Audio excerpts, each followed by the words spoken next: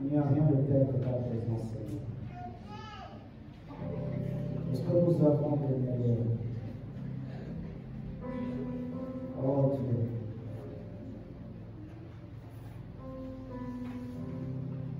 On peut dire ensemble ceci.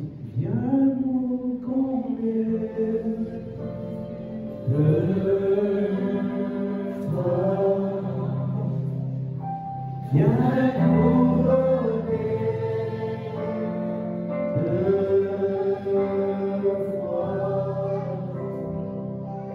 Notre espérance est sans sur ô Dieu de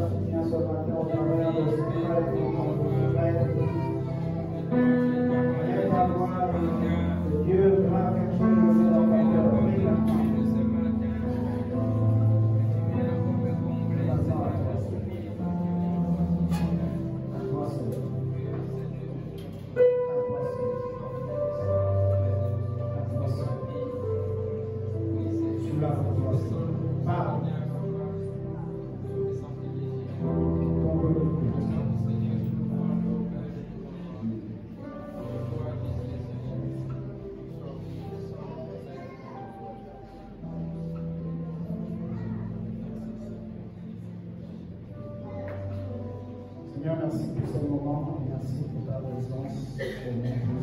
Amen. Avec dit ceci,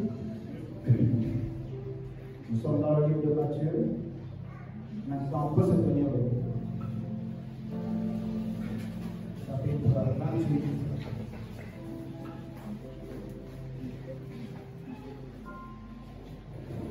Matthieu chapitre 28.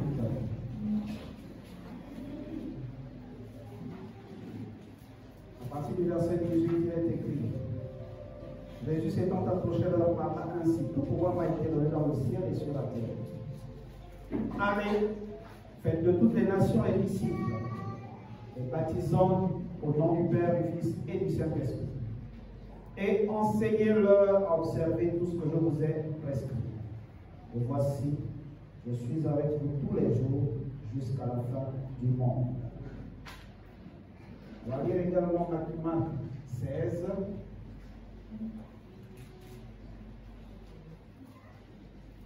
Marc chapitre 16, verset 15. Puis il leur dit: allez par tout le monde et prêchez la bonne nouvelle à toute la création. Celui qui croira et qui sera baptisé sera sauvé, mais celui qui ne croira pas sera condamné. Alléluia. Merci, mettez en place.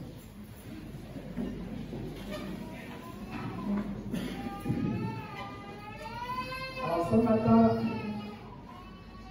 il nous a été demandé de parler des opportunités de la mission dans la diaspora. Les opportunités missionnaires au sein de la diaspora. Nous sommes une église missionnaire.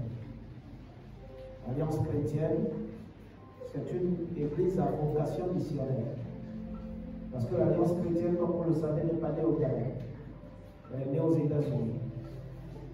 Et elle est partie de très loin pour toucher de nombreux pays sur notre continent. Et nous, en ce qui nous concerne au Gabon, ça fera bientôt 100 ans que nous avons été visités par des missionnaires. Dans quelques années, dans environ, on est en 2025, dans environ 7-8 ans, dans 7 ou 8 ans, ça nous fera 100 ans. Donc, c'est une église à vocation missionnaire.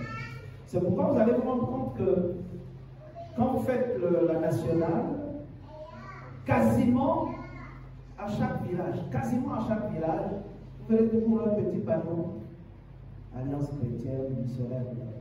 Vous allez dans un village, Alliance chrétienne. Vous allez même dans les coins les plus reculés, vous trouverez toujours un panneau. Parce que nos prédécesseurs ont compris l'importance de l'œuvre missionnaire.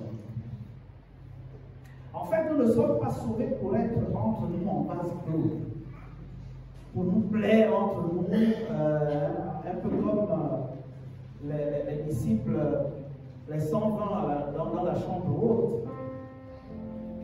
Dieu ne nous sauve pas pour que nous restions dans la chambre haute, attendant je ne sais plus quoi. Eux, ils attendaient, parce qu'ils avaient reçu l'instruction précise, c'est d'attendre. Mais nous n'avons plus besoin d'attendre, nous sommes sauvés pour aller en mission. C'est pourquoi le Seigneur dit, dans le livre des Actes, vous recevrez une puissance, le Saint-Esprit viendra sur vous, et vous serez quoi? Mes témoins. Où? Sur place. C'est ça? Vous serez mes témoins sur place. Où? On commence là où on se trouve et on progresse. Donc Jérusalem, ensuite la Judée, ensuite la Samarie et jusqu'aux extrémités de la terre. C'est le mandat que nous avons reçu. Et ayant reçu ce mandat, bien aimé, toi et moi n'avons peut-être pas forcément la possibilité de nous déplacer. Nous n'avons pas tous la possibilité d'aller jusqu'aux extrémités de la terre. Nous n'avons pas tous la possibilité d'aller hors de Jérusalem. Nous n'avons pas tous la possibilité d'aller jusqu'en Samarie. Vous savez, Jérusalem, c'était vraiment le centre religieux de l'époque. Tout le monde convergeait vers Jérusalem pour adorer. Et puis, il fallait sortir de Jérusalem pour aller également dans les autres villes de la Judée. Et puis s'étendre jusqu'en Samarie. Samarie, ici, c'est le symbole. À l'époque, on l'a déjà dit, les Juifs et les Samaritains n'avaient pas de très bon rapport. Donc, Samarie ici symbolise les personnes avec qui on n'a pas beaucoup de relations. On n'a pas de relations en tant que telles. Entre les Juifs et les Samaritains, il n'y avait pas de rapport. Il y avait comme une barrière, il y avait comme une scission entre eux. C'est pourquoi les disciples sont surpris lorsqu'ils trouvent Jésus en train de parler à une femme samaritaine. Ils sont choqués. Mais il fait quoi avec une telle femme? Parce que les Juifs et les Samaritains ne s'entendent pas. Samarie ici représente les personnes avec qui on n'a aucun rapport, on n'a aucune relation. Jérusalem, c'est le symbole de la petite cellule dans laquelle tu te trouves. Ça veut dire ton cercle familial, ton petit cercle d'amis. Mais il faut aller au-delà. Il faut aller au-delà. Et donc je disais, nous n'avons pas toujours forcément la possibilité de nous déplacer pour aller à l'extérieur. Pour aller hors de la ville dans laquelle nous nous trouvons, pour aller hors du pays. La preuve, c'est que plusieurs d'entre nous n'ont jamais franchi les limites du Gabon. On est né au Gabon, on grandit là, et on vieillit là. Il y en a qui vont mourir sans être sortis du Gabon. Ce n'est pas un péché. Ce n'est même pas une honte. On est chez soi. On est bien chez soi, c'est normal. Mais ce que Dieu attend de toi et de moi, ce que Dieu attend de nous tous, c'est que nous prêchons la bonne nouvelle jusqu'aux extrémités de la terre. C'est que nous soyons des témoins jusqu'aux extrémités de la terre. Que nous nous arrangeons à ce que la bonne nouvelle soit propagée partout dans le monde. Alors, c'est là qu'intervient la notion de diaspora. La diaspora, c'est quoi? C'est quoi la diaspora? Oui, pardon, c'est quoi la diaspora? C'est un territoire? Non, c'est l'ensemble d'étrangers qui se réunissent d'un pays étranger. Ce sont tous l'ensemble des personnes qui vivent en dehors de leur territoire d'origine. C'est ceux-là qui constituent la diaspora. On a la diaspora gabonaise qui se trouve en Guinée, qui se trouve au Togo, qui se trouve au Bénin, qui se trouve en Afrique du Sud, en France. Vous pensez toujours à la France. Mais la diaspora, ce n'est pas synonyme de la France. Mais quand on parle de diaspora, tout le monde voit la France. Il n'y a pas que la France. Il y a la Chine, oui. Le Brésil. Il y a le Brésil. Il y a la Guyane. Hein? Et j'en passe. Donc c'est alors que la notion de diaspora, donc toutes ces personnes, tous ces ressortissants du royaume partis du Gabon, qui se trouvent hors du Gabon, constituent la diaspora et qui peut devenir justement le pont, qui peut constituer le pont ou le tremplin pour que nous puissions faire connaître la bonne nouvelle. Alléluia. Alors, je voudrais qu'on voit ensemble rapidement une ou deux exigences. Premièrement, nous devons comprendre, voici ce que la Bible dit. Actes chapitre 8.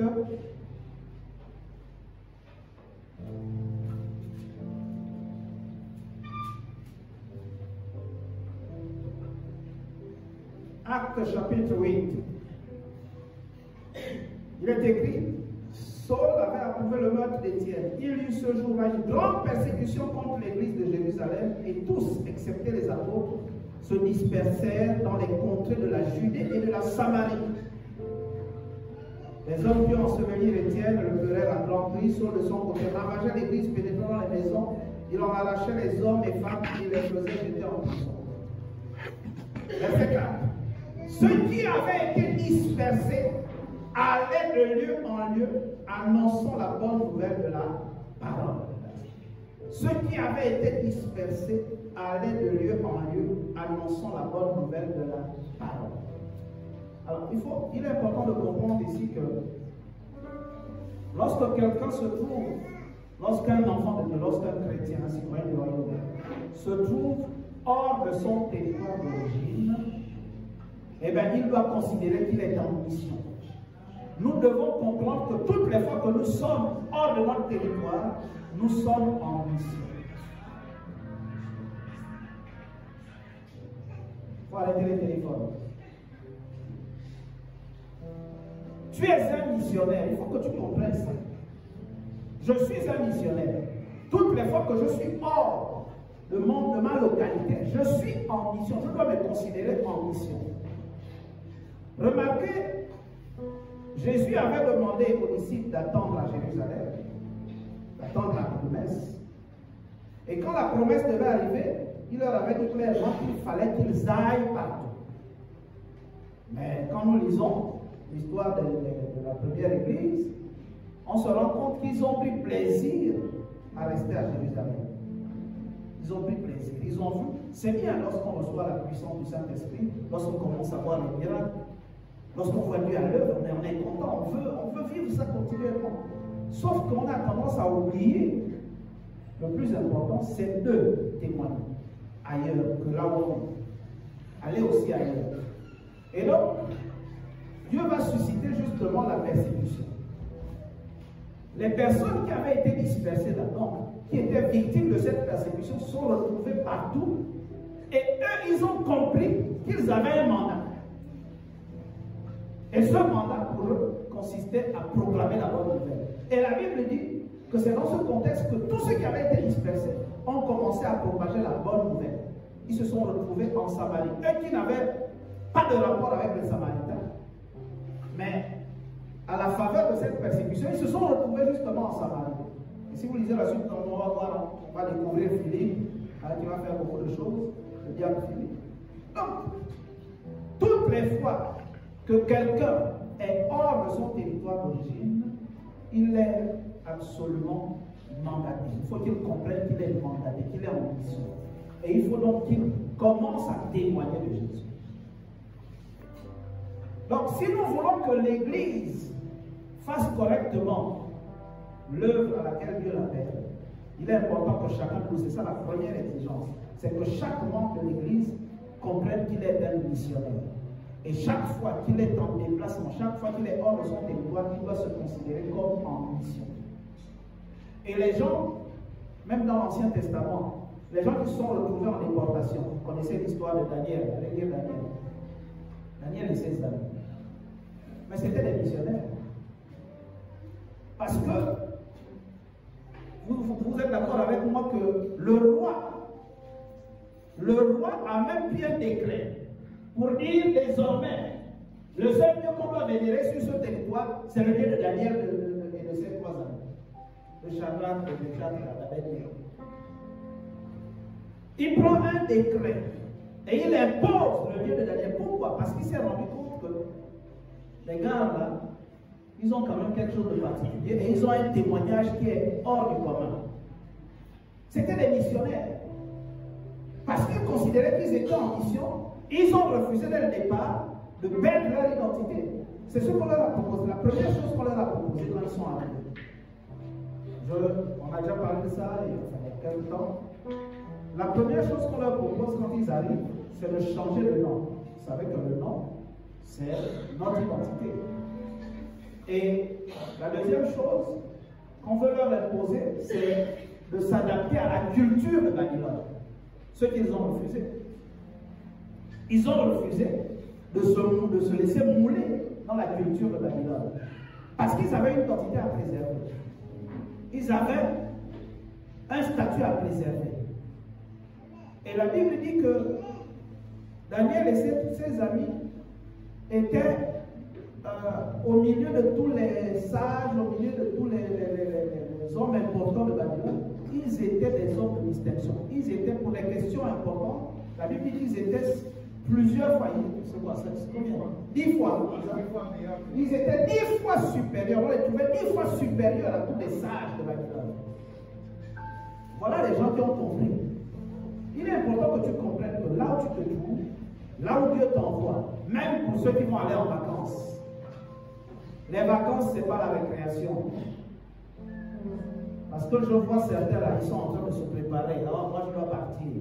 Je dois aller faire 1 mois là-bas. Je dois aller faire 2 mois là-bas. Les vacances, ce n'est pas la récréation. Les vacances, c'est la prise de conscience de la mission. Il faut que tu prennes conscience que tu es un missionnaire, mandaté pour Dieu pour proclamer la bonne nouvelle jusqu'aux extrémités de la terre. Peut-être que tu iras en Chine. Mais va te présenter l'évangile aux Chinois. Qui a dit que les Chinois n'entendent pas l'évangile? N'avez-vous jamais entendu qu'il y a des églises aussi en Chine? Il y a des serviteurs de Dieu en Chine. Même en Inde, il y a des églises. Même dans les pays où l'église est très persécutée, il y a tout de même des églises qui vivent certes en cachette, mais il y a des églises. Et donc, Dieu attend de toi, là où tu seras, que tu deviennes un véritable missionnaire. Dis Amen. Amen. Sois un missionnaire, témoigne de Christ. Témoigne de la bonne nouvelle. Cette bonne nouvelle du royaume. C'est grâce à cette bonne nouvelle que tu es là aujourd'hui.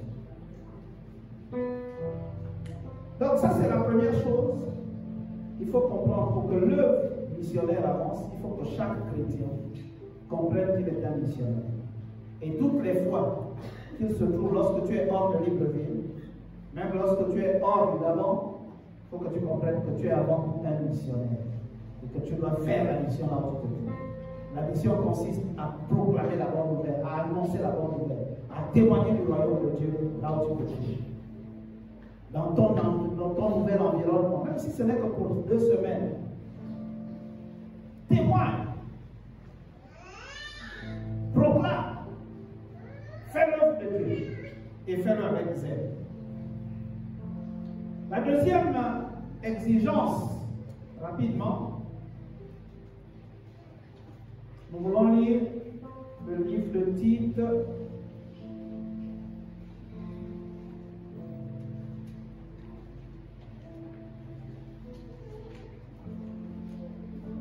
pour que la mission soit efficace, pour que l'œuvre missionnaire avance. Il est important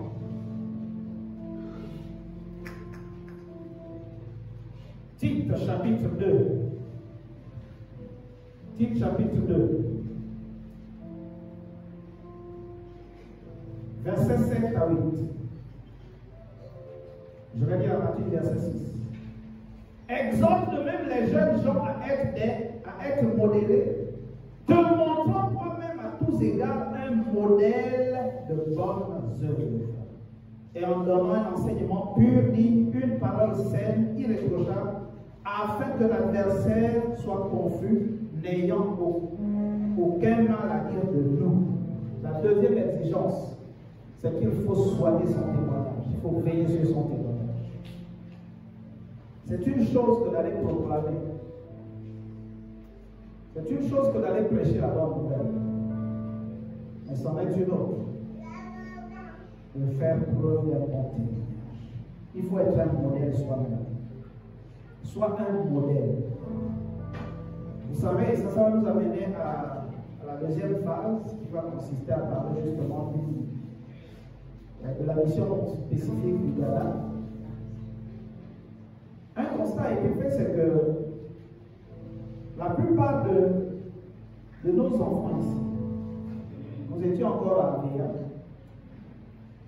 Quand nos enfants avaient le bac et qu'ils allaient à l'extérieur, on avait du mal à les reconnaître.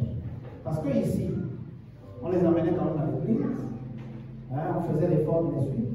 Mais dès qu'ils se trouvaient à l'étranger, loin de tout le monde, il n'y a aucun pasteur qui me connaît, il n'y a pas papa et maman ne sont pas là, il n'y a pas les frères en Christ qui me connaissent ici. Ils devenaient pire que des païens. Ils devenaient pire. Et vous savez, beaucoup de personnes sont malheureusement tentées de tomber dans ce piège. De croire que bon, là au moins, comme je suis en Chine, il n'y a aucun membre de fleuve de grâce en Chine, je peux me lâcher. Je peux faire tout ce que je veux.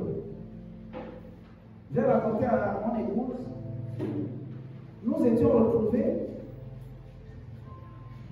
Il y a des jeunes qui sont arrivés quand j'étais en stage.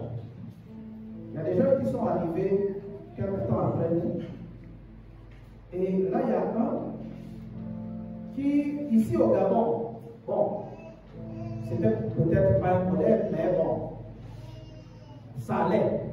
C'était un jeune comme tous les autres, un peu rangé et tout. Mais voyez-vous, le jour de son arrivée, le jour, pas le lendemain, le jour de son arrivée, il est arrivé dans l'après-midi et il a retrouvé la communauté gabonaise. Comme nous savons le faire, gabonais. Il est arrivé et le soir, ils sont sortis. Ils sont allés en boîte, tout ce que vous connaissez là, en boîte, etc. Et ils rentrent ce jour-là, aux environs de 1h du matin, 1h, 2h du matin, il rentre dans sa chambre avec 2 filles. Voilà quelqu'un qui au Gabon faisait croire que c'était quelqu'un de rangé. Mais parce que là-bas, les parents ne sont plus là, plus personne plus ou moins ne le connaît, eh bien, il s'est lâché. Et beaucoup de nos jeunes qui viennent à l'église, étant au Gabon, quand ils se retrouvent à l'étranger, ils vivent comme ça. Ils mènent une vie de désordre. Je connais un jeune qui n'a même pas terminé ses études en Afrique du Sud. Ici, les parents responsables de l'église, donc il a grandi comme on dit dans l'église. Il y avait même une série de prières dans leur maison. Mais quand il est allé en Afrique du Sud, il s'est retrouvé dans les réseaux de drogue. Et vous savez que c'est très développé là-bas. les réseaux de drogue, les réseaux de braquage, etc. Il n'a pas terminé ses études, il est revenu pratiquement fou. Il a fait, je crois, 3 ans. Aucun diplôme, bien entendu. Mais il est revenu ici fou. Et pendant longtemps, les parents ont pu gérer la situation. On a appelé le pasteur Désiré qui faisait son suivi, prier avec lui et tout ça. Aujourd'hui, je ne sais pas trop si ça fait longtemps que j'ai été là. Mais voilà comment vivent plusieurs personnes lorsqu'elles se retrouvent. Et c'est pourquoi nous sommes interpellés, Église. Il est important de veiller sur notre témoignage.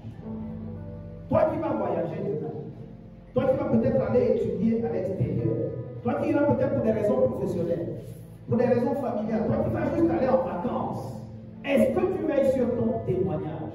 Parce que c'est notre témoignage qui fait que l'œuvre de la mission a du mal à avancer. Imaginez-vous quelqu'un comme ça, qui arrive, le jour où il arrive, il rentre avec 2 femmes. Bon, dites-moi, quel est le message qu'il va véhiculer demain?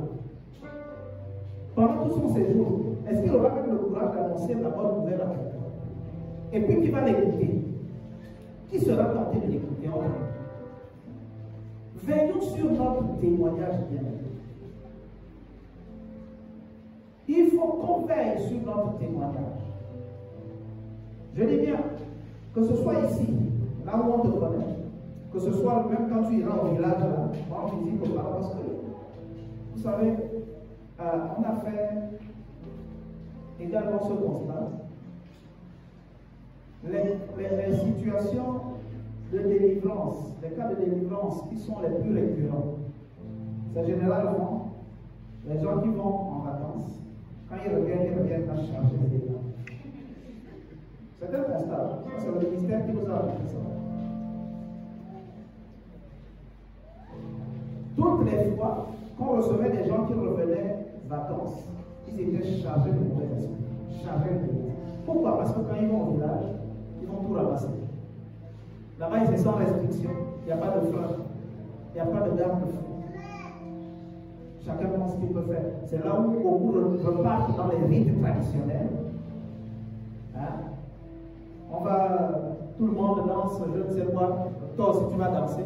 Oh, non, mais c'est vraiment, ça faisait longtemps au village. C'est vraiment ça.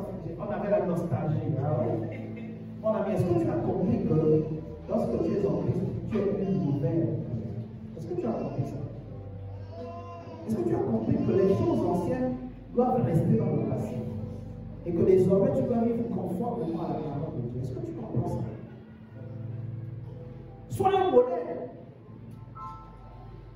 Évidemment, le fait d'être un modèle ou de vouloir être un modèle à tout prix peut attirer les foudres sur toi. C'est-à-dire peut susciter d'autres persécutions. Peut faire en sorte que les gens ne t'apprécient plus beaucoup. Que même les parents te maltraitent. Ça peut arriver. Mais mon ami, il faut qu'on soit ferme. Reste ferme. Même si les gens ne t'apprécient plus. Les disciples ont dit, il vaut mieux obéir à Dieu plutôt qu'aux hommes. Cherche à plaire à Dieu. Ne cherche pas à plaire aux hommes. C'est pas parce que quand tu es parti au village, tout le monde a décidé de faire des sacrifices. Toi aussi, tu vas te mêler à ça, parce que non, c'est la tradition familiale. Nous, on est conscients qu'il y a un seul sacrifice qui a été fait. C'est le sacrifice de Jésus. On n'a pas besoin d'un autre sacrifice. Les sacrifices sont faits pour demander la bénédiction des ancêtres, etc., etc. La bénédiction vient de Dieu, pas des ancêtres. Comment un mort va te bénir? Comment un mort va te bénir? C'est quand même des choses. Parfois, il faut. Tu vas réclamer la bénédiction d'un mort. C'est Dieu qui bénit. Parce que Dieu n'est pas mort. Et il ne mourra jamais. Il est vivant. Et la Bible dit que c'est sa bénédiction qui enrichit. C'est la bénédiction de l'Éternel qui enrichit. Elle ne se fait suivre d'aucun chagrin. Quand tu vas aller réclamer la bénédiction auprès d'un mort, mais en réalité, ce sont des esprits qui vont te donner un semblant de bénédiction qui ensuite va te donner beaucoup de chagrin. C'est pourquoi beaucoup ont fait de mauvaises expériences. Ils sont allés faire des rituels, réclamer ceci de l'arrière-grand-père, etc., etc. Mais après, il y a des conséquences. Lorsque ça vient de Dieu, tu es libre, tu es tranquille, tu es en paix. Donc, bien aimé, nous avons besoin de comprendre que c'est indispensable, absolument indispensable de soigner notre témoignage.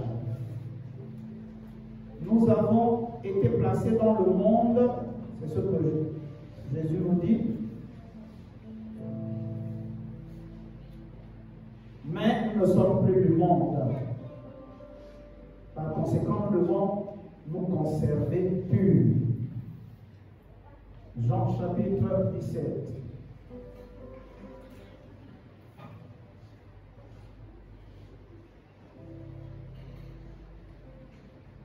Je leur ai donné ta parole, verset 14. Je leur ai donné ta parole et le monde les a haïs parce qu'ils ne sont pas du monde. Comme moi, je ne suis pas du monde. Il faut que nous comprenions que nous ne sommes pas du monde. Nous sommes dans le monde, mais nous ne sommes pas du monde. C'est-à-dire, nous ne fonctionnons plus selon la manière de vivre de ce monde, selon le système de pensée de ce monde. Nous sommes différents désormais. Et ce n'est donc pas étonnant que le monde ne nous apprécie pas. Je ne te prie pas de les ôter du monde, mais de les préserver du mal. Ils ne sont pas du monde, comme moi je ne suis pas du monde. Nous sommes dans le monde, mais nous devons rester fermes, nous devons rester intègres. Nous n'avons pas à nous compromettre. Il faut éviter de nous compromettre. Évitons de nous laisser influencer par le monde. Évitons de nous laisser influencer par la mode. Évitons de nous laisser influencer par les courants, par les tendances. C'est ça la tendance du moment, mon ami. La tendance du moment, est-ce qu'elle est en accord avec la tendance de Dieu?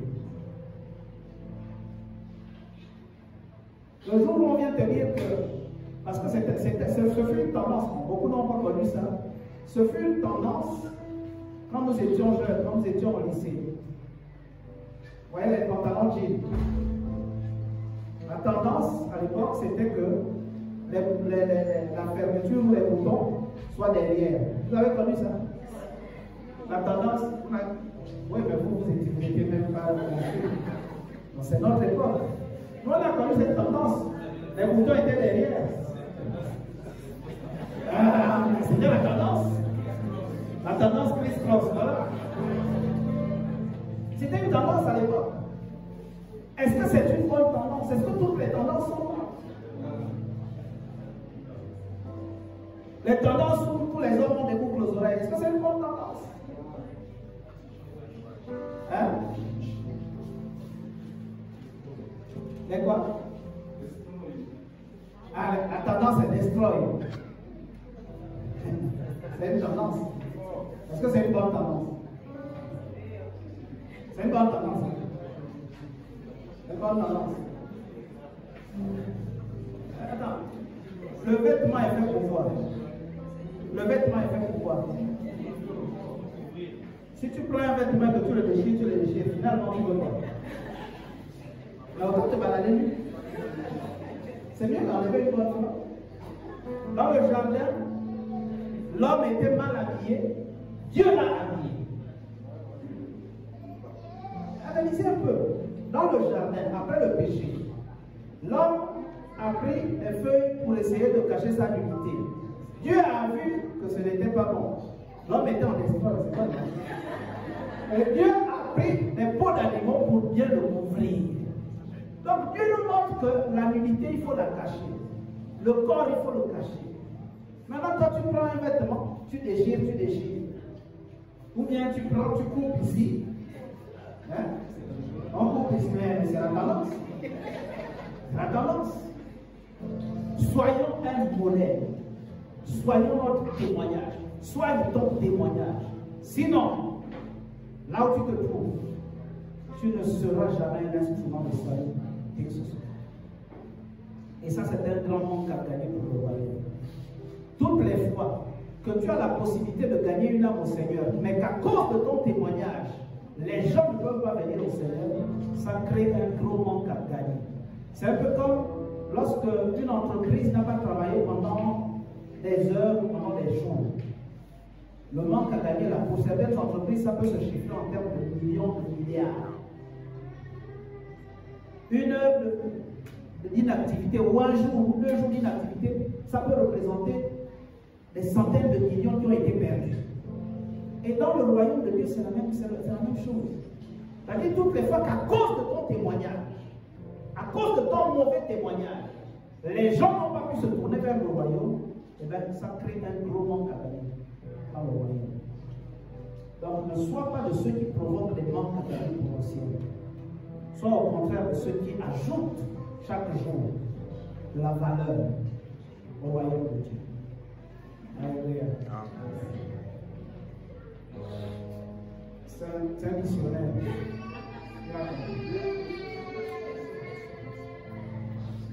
Laissez-le dans la mission. Alors, nous avons donc, je disais, nous allons parler de façon spécifique d'une mission, la mission du côté du Ghana,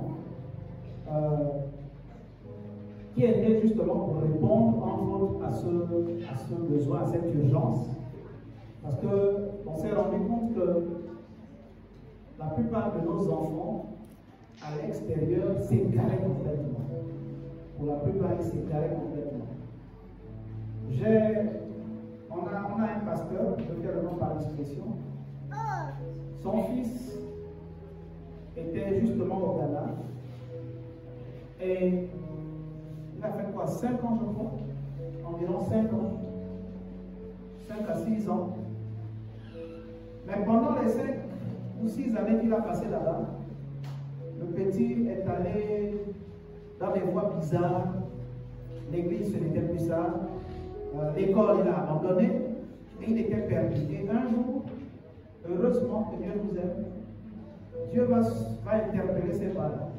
Il va leur montrer que s'ils ne font pas, il va leur dire s'ils ne font pas quelque chose pour ramener l'enfant, ils risquent de le perdre. Il était rentré dans des choses bizarres, dans des réseaux bizarres. Et ils ont tout fait. Le père a voyagé et allait lui ordonner de revenir. Et il est revenu, gloire à Dieu. Il est aujourd'hui très engagé dans la foi. Il est l'assistant d'un pasteur dans une église de la place. Donc, face à cette réalité, face à cette urgence, il est important que nous, depuis le Gabon, depuis ici, étant une église missionnaire, que nous pensions à comment faire pour qu'il y ait toujours des relais, non seulement pour encadrer nos enfants, mais également pour continuer à étendre le royaume de Dieu. Si on dit, je termine avec ça, si on dit par exemple, bon, église, former un groupe, vous allez par exemple, je ne sais pas, donnez-moi le nom d'un pays où il y a l'église est très persécutée. L'Algérie. L'Algérie. Bon, prenons l'Iran. Prenons l'Iran. Si on dit, bon, écoutez, Alliance chrétienne, une mission de 10 personnes, vous allez prêcher l'évangile en Iran. Vous croyez que ça va être facile? Ça va pas être facile. Hein? Mais si on dit ici, par exemple, l'Iran offre des bourses d'études et qu'on a des étudiants qui vont étudier là-bas, est-ce que ça va être plus difficile? Au contraire, ça va être beaucoup plus facile. Vous voyez? Donc c'est là que nous avons besoin de saisir ce genre d'opportunité pour que le royaume croisse. Quelqu'un est affecté dans le cadre de son activité professionnelle, il est envoyé soit en mission ou alors il est affecté dans un pays où l'évangile est, où les gens sont hostiles à l'évangile. Dès lors qu'il est sur place, il devient un instrument potentiel de salut pour plusieurs, un instrument potentiel de guérison, de délivrance et de restauration pour plusieurs familles. Donc voilà, je voudrais donc laisser la place à notre bien-aimé qui va nous dire quelques mots au sujet de la mission du Ghana. Et puis tout à l'heure, nous allons prier. Donc, ancien revenu. J'ai eu repousser pour des raisons personnelles. Donc, Voilà, j'ai la chance de parler de la mission au Ghana. Pour avoir été là-bas, pour avoir été pasteur. Hein? On m'appelait Papa le coach parce que j'ai eu l'occasion d'encadrer les jeunes à l'église de la chrétienne. C'est quoi la mission au Ghana? La mission au Ghana, c'est d'avoir une vision qui a commencé avec le pasteur Jean Blaise Mankaya, que vous connaissez sûrement, celui qui a eu la charge de nous entretenir pendant la campagne d'évangélisation. Vous l'avez vu ici, il nous a entretenu du mercredi, je pense du mardi jusqu'à dimanche. D'accord? Parce qu'il a prêché, il a terminé par la prédication du dimanche. Donc la vision a commencé par lui, avec lui. Il a fait un constat lors de ses voyages. Lors d'un voyage en 2016 au Ghana, il a, comme l'a décrit le pasteur, il a constaté que les jeunes qui vont à l'étranger, notamment au Ghana, perdaient la foi. Et il fallait trouver un cadre, un moyen pour trouver comment les orienter et les amener à toujours garder la foi.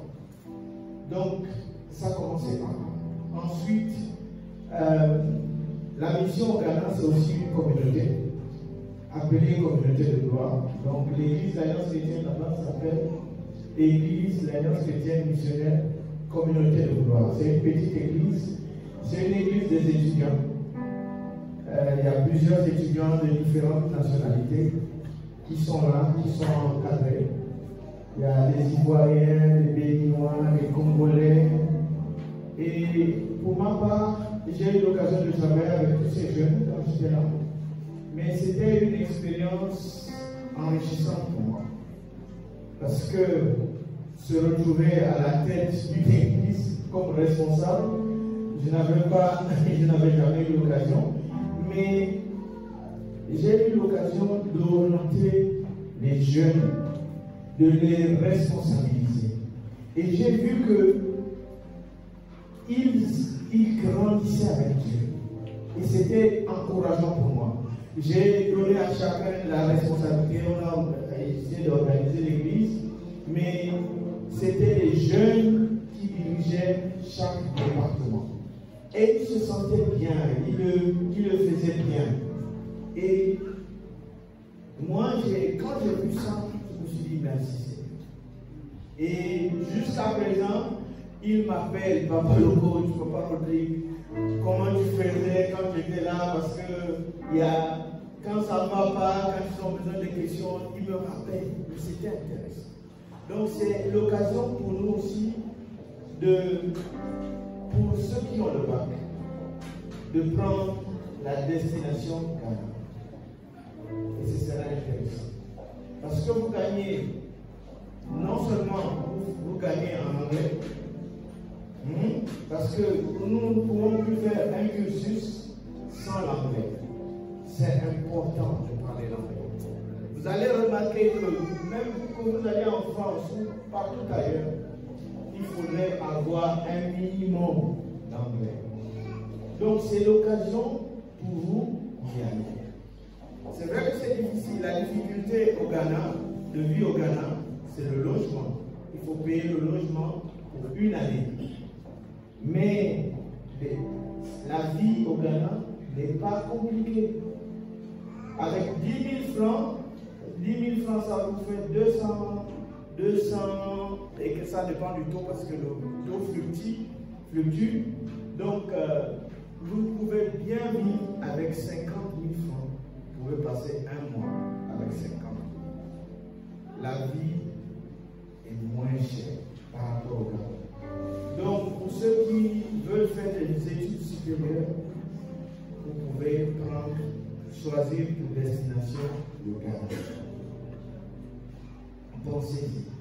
Il y a de bonnes écoles de formation, si vous voulez, je peux vous orienter pour choisir de bonnes écoles, il y a de bonnes universités. C'est intéressant. La mission au Ghana aussi, c'est la conférence Ignite. Comme l'officier l'a dit, la conférence Ignite, c'est enflammer. C'est donner à chacun l'opportunité comme le pasteur l'a dit aussi, c'est donner à chacun l'opportunité de prêcher l'évangile. Je vous ai déjà dit que les jeunes que j'ai eu l'occasion d'encadrer, parce qu'on a fait des activités, on sentait tous les samedis, c'était consacré à l'évangélisation. On allait dans les hostels, parce qu'on allait dans les hostels, les lieux d'hébergement, en fait. On allait prêcher l'évangile, on allait inviter les gens venaient et c'était intéressant. Vous pouvez avoir l'occasion de prêcher l'évangile. Pendant la conférence Ignite, il y a des activités qui sont menées. En marge de la conférence, on a des caravanes médicales, on a des camps de prière, des activités de mobilisation qui aussi amènent à prêcher l'évangile. Donc, cette conférence a lieu chaque année. Et particulièrement pour cette année, le thème choisi, c'est la saison Ephrata. Elle aura lieu du 4 au 10 août 2025. Le lieu Pinnacle, c'est une école, un collège. Donc, on choisit, c'est le lieu auquel on organise toute la conférence. Donc, les objectifs, c'est de mobiliser les croyants et les leaders autour de la mission et de servir dans le royaume avec des enseignements puissants, des moments de visitation divine, de prière, de louange, de communion fraternelle et d'enseignement. Donc, la conférence aura lieu, l'ouverture de la conférence aura lieu le 4 août, avec un concert. Il y aura aussi un concert le vendredi 8 août. Lorsqu'on a organisé une conférence, lorsque j'étais là-bas, on a organisé une conférence très intéressante. Il y a une artiste qui est venue de la Côte d'Ivoire, il y a aussi Paul Zita qui est venu, il y a plein d'artistes qui étaient là, et c'était des moments forts. On a eu l'occasion de guérir, de passer, les gens ont été touchés par l'onction, par la louange, le temps de louange, tout le monde était enflammé, embrasé. C'était super intéressant. Donc, cette année, la participation individuelle est à 200 000. 200 000. Les 200 000 et 300 000 pour les couples. Les frais de participation incluent l'hébergement, les repas, parce que ça a lieu, c'est une semaine. Les repas, les dîners, le gala, le transport. Parce qu'on organise, tout est organisé pour que vous passiez un bon temps. D'où ce moment de participation. Hormis le billet d'avion. Le billet d'avion à la charge de chacun. Donc, pour ceux qui veulent participer à cette conférence, c'est bien de vous inscrire. Le numéro de téléphone, c'est le 066 425 427 26 ou le 0114 13 93 94 14. Donc les contributions financières, c'est au numéro que je viens de citer, de donner 0114 13 94 14. Au nom d'Evelyne, c'est la trésorière Evelyne Noumé. Mais aussi la conférence Ignite, c'est aussi les kits pour le soutien. Il y a des kits ici. C'est des kits les kits sponsors. Je je vais présenter la composition du guide.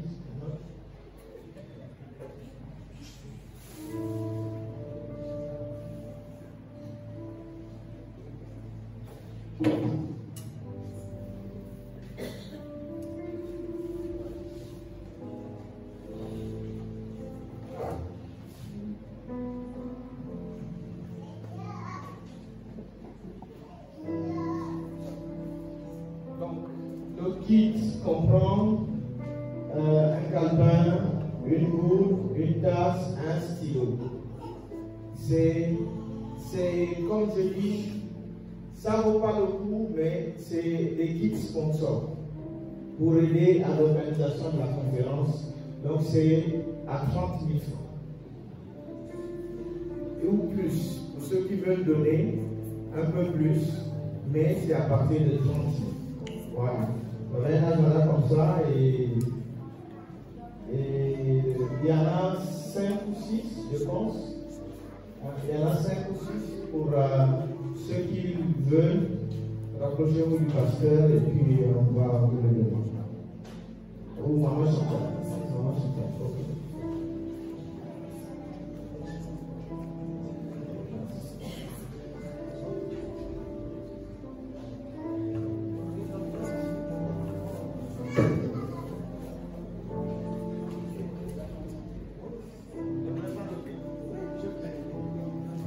Amen. Alors, avant que de rapidement partager les témoignages que l'on ressort de ce dont parlait papa tout à l'heure, j'aimerais donner l'occasion à une personne qui n'a jamais reçu Christ dans sa vie. C'est un culte missionnaire. La plus belle expérience qu'on puisse offrir, c'est de recevoir Christ dans la vie. Tu n'as jamais fait la rencontre avec Jésus. S'il te plaît, tu peux t'élever et ne pas avoir honte. Nous voulons te donner le meilleur ami de tous les temps. Tu es là, tu n'as jamais reçu Christ, tu peux t'élever. Tout le monde a reçu Christ. Ils ne sont pas acclamés.